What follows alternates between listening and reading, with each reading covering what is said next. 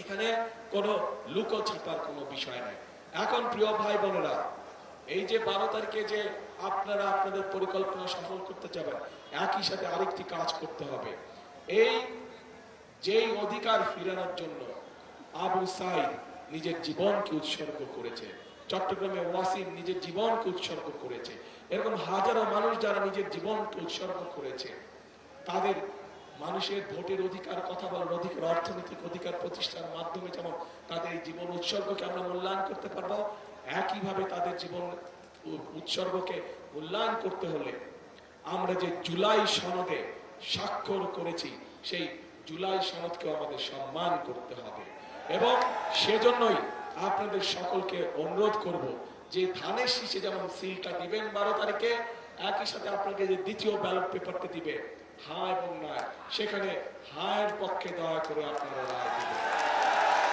মনে থাকবে তো প্রিয় ভাই বোনেরা?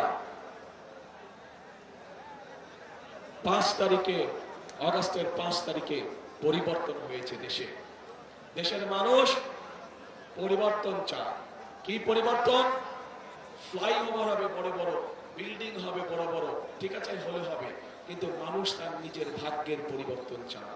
মানুষ চায় কর্মসংস্থান, মানুষ চায় নিরাপদে রাস্তা দিয়ে হাঁটবে, মানুষ চায় নিরাপদে রাতে বাসায় ঘুমাবে, মানুষ চায় নিরাপদে যে যার চাকরি বাকরি ব্যবসা বাণিজ্য সব কাজ কারবার করবে, তাই তো?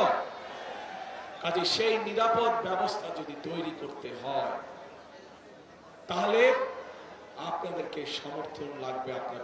আপনাদের সমর্থন থাকলে সেই নিরাপদ ব্যবস্থা ইনশাআল্লাহ বিএনপি বাংলাদেশে প্রতিষ্ঠিত করতে পারবে। কারণ বিএনপির অতীত ইতিহাস আছে। দেশের আইন শৃঙ্খলা কিভাবে নিয়ন্ত্রণ করতে হয় সেটি বিএনপি একমাত্র অতীতে দেখিয়েছে।